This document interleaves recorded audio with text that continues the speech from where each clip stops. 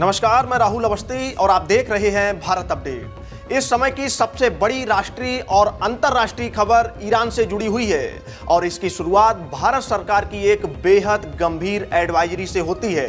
भारत सरकार ने साफ कहा है कि जो भी भारतीय नागरिक इस वक्त ईरान में हैं, चाहे वो छात्र हों, बिजनेस से जुड़े हों, धार्मिक यात्रा पर गए हों या किसी भी काम से वहां मौजूद हों, सभी लोग तुरंत ईरान छोड़ दें। सरकार ने कहा है कि जो भी साधन उपलब्ध हो, चाहे कॉमर्शियल फ्लाइट हो या पास के किसी भी सुरक्षित देश तक पहुंचने का रास्ता हो, किसी भी तरह से वहां से बाहर निकल जाएं। भारत सरकार ने लोगों की मदद के लिए कुछ हेल्पलाइन नंबर भी जारी किए हैं, जो इस समय आप अपनी स्क्रीन पर देख सकते हैं। अगर आपका भी कोई जानने वाला ईरान में रहता है या आपके परिवार का कोई सदस्य वहां है, तो ये नंबर जरूर नोट कर लीजिएगा या फिर इनका स्क्रीनशॉट लेकर अपने रिश्तेदारों और दोस्तों को भेज दीजिएगा, ताकि अगर उन्हें किसी भी तरह की मदद की जरूरत पड़े तो वो सीधे भारतीय दूतावास से संपर्क कर सकें। और सरकार ने साफ कहा है कि वहां मौजूद सभी भारतीय बिना देर किए ईरान को अब छोड़ दें। अब सवाल ये उठता है कि सरकार इतनी सख्त भाषा में ये चेतावनी आखिर क्यों दे रही है। आमतौर पर सरकारें कहती हैं कि सतर्क रहें, सावधान रहें, लेकिन यहाँ पर सीधे सीधे कहा गया है कि तुरंत निकल जाइए। और इसका मतलब है कि हालात को लेकर सरकार बहुत ज़्यादा चिंतित है, जिस प्रकार से ईरान में हालात बन रहे हैं। इस समय ईरान में करीब 10,000 से ज़्यादा भारतीय नागरिक रहते हैं। कोई वहाँ पढ़ाई कर रहा है, कोई वहाँ नौकरी करता है और कोई व्यापार करता है, कोई तीर्थ यात्रा पर गया है। ऐसे में सबको अचानक बाहर निकलने के लिए कहना एक बहुत बड़ा फैसला होता है। इससे साफ पता चलता है कि वहाँ हालात किसी भी वक्त बिगड़ सकते हैं। अब अगर अमेरिका की तैयारी पर नजर डालें तो तस्वीर और भी ज्यादा गंभीर नजर आती है। अमेरिका ने अपनी वायुसेना का करीब 40 से 50% हिस्सा मिडिल ईस्ट में तैनात कर दिया है। यानी अमेरिका की आधी एयरफोर्स इस इलाके में मौजूद है। वहां F-35 और F-16 जैसे आधुनिक फाइटर जेट्स भेजे गए हैं। इनके साथ एवॉक्स विमान भी है, जो बहुत दूर तक रडार से निगरानी कर सकते हैं। मतलब आसमान में होने वाली हर गतिविधि पर अब अमेरिका की नजर है। और इसके अलावा अमेरिका के ट्रांसपोर्ट विमान लगातार उड़ान भर रहे हैं। पिछले एक महीने में करीब 160 से ज्यादा फ्लाइट्स हो चुकी हैं। यानी हथियार, गोला बारूद, ईंधन और बाकी जरूरी सामान पहले से वहां पहुंचाया जा रहा है। जानकार कहते हैं कि जब कोई देश इतनी मजबूती से अपनी सप्लाई लाइन तैयार करता है, तो आप समझ लीजिए कि लंबे युद्ध के लिए वो तैयार कर रहा है। अमेरिका ने इस इलाके में 2 बड़े एयरक्राफ्ट कैरियर भी तैनात कर दिए हैं। एक USS अब्राहम लिंकन और दूसरा USS जेराल्ड आर फोर्ड। आपको बता दें कि ये दोनों चलते फिरते सैन्य अड्डे होते हैं, जिन पर हजारों सैनिक और दर्जनों फाइटर जेट्स तैनात रहते हैं। इन दोनों पर मिलाकर इस समय 10,000 से ज्यादा अमेरिकी नौसैनिक मौजूद हैं। इसके अलावा पर्शियन गल्फ में कई और युद्धपोत भी तैनात हैं, जो ईरान के बेहद करीब हैं या बहुत जल्द वहां पहुंचने वाले हैं। अमेरिका ने मिडिल ईस्ट में अपने सैन्य ठिकानों पर थार्ड और पेट्रियट जैसे एयर डिफेंस सिस्टम भी लगा दिए हैं, ताकि अगर ईरान कोई भी मिसाइल हमला करे तो उसे हवा में ही मार गिराया जा सके। इस समय करीब 40,000 अमेरिकी सैनिक ईरान की सीमा के आसपास मौजूद हैं। और अब अगर ईरान की सैन्य ताकत देखें तो उसके पास करीब 200 फाइटर जेट्स हैं, लेकिन उनमें से ज्यादातर पुराने मॉडल्स के हैं। आधुनिक तकनीक वाले विमान बहुत कम हैं। स्पेयर पार्ट्स की कमी ईरान के लिए एक बड़ी समस्या रही है। कई विमानों की सर्विसिंग भी ठीक से नहीं हो पाती है। इनमें ईरान के C-130 हरकुलस जैसे ट्रांसपोर्ट विमान और हवा में ईंधन भरने वाले एयरक्राफ्ट भी शामिल हैं।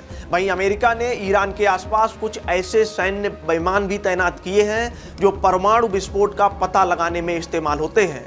आपको बता दें कि अमेरिका के मुकाबले ईरान की एयरफोर्स काफी कमजोर मानी जाती है। पिछले साल जून में अमेरिका ने ईरान के 3 न्यूक्लियर साइट्स पर एक बार हवाई हमला किया था। यानी दोनों देशों के बीच आज से तनाव नहीं है, बल्कि पहले से तनाव मौजूद है और अब यह तनाव और ज्यादा बढ़ता जा रहा है।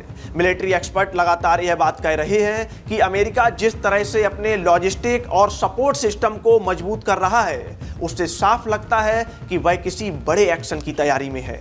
लगातार ट्रांसपोर्ट विमान उड़ रहे हैं। हथियार, गोला बारूद, ईंधन, दवाइयां और जरूरी सामान पहले से पहुंचाया जा रहा है। यानी अगर कल से ऑपरेशन शुरू हो जाए यानी अगर कल से ईरान और अमेरिका के बीच युद्ध हो जाए तो अमेरिका को किसी चीज की कमी ना हो। और सैन्य दुनिया में एक मशहूर कहावत है कि जो लोग युद्ध का अनुभव नहीं रखते वो सिर्फ नक्शे और रणनीति देखते रहते हैं, लेकिन जो असली लड़ाके होते हैं वो सबसे पहले अपने हथियार, संसाधन और सप्लाई लाइन मजबूत करते हैं। और इस समय अमेरिका बिल्कुल वही कर रहा है। यही वजह है कि जानकार मानते हैं कि हमला अब सिर्फ सोच तक सीमित नहीं है, बल्कि तैयारी के आखिरी दौर में पहुंच चुका है।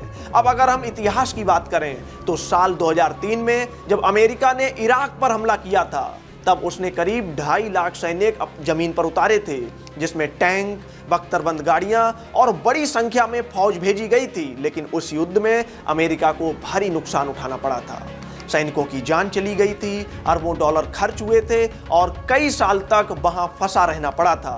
और इसी अनुभव से अमेरिका ने यह सीखा कि जमीन पर युद्ध बहुत महंगा और जोखिम भरा होता है। इसीलिए इस बार रणनीति अमेरिका ने बदल दी है और इस बार अमेरिका जमीन पर अपने कम सैनिक उतारना चाहता है और ज्यादातर हमला हवा से करना चाहता है, फाइटर जेट्स, ड्रोन और मिसाइलों के जरिए, ताकि अपने सैनिकों का नुकसान कम हो और दुश्मन पर दबाव ज्यादा बनाया जा सके।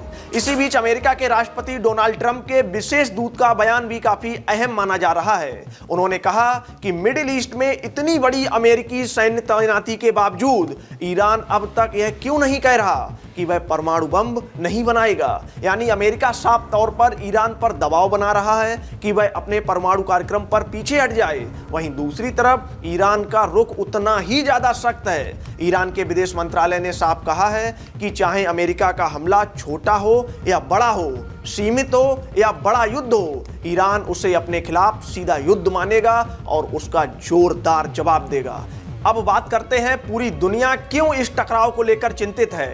संभावित अमेरिका ईरान युद्ध की आशंका को देखते हुए कई देशों ने अपने नागरिकों को ईरान छोड़ने की सलाह दी है। भारत के अलावा स्वीडन, सर्बिया, पोलैंड और ऑस्ट्रेलिया जैसे देशों ने भी एडवाइजरी जारी कर दी है कि भैया तुरंत ईरान को छोड़ दीजिए। वहीं यूरोपीय संघ ने भी दोनों पक्षों से संयम बरतने और बातचीत से समाधान निकालने की अपील की है। ईयू की विदेश नीति प्रमुख काजा कैलाश ने साफ कहा है कि इस क्षेत्र को एक और युद्ध की जरूरत नहीं है, यह बातचीत का समय है, न कि बमबारी का। यानी दुनिया के बड़े देश भी चाहते हैं कि मामला बातचीत से सुलझ जाए, क्योंकि अगर युद्ध हुआ तो उसका असर पूरी दुनिया पर पड़ेगा।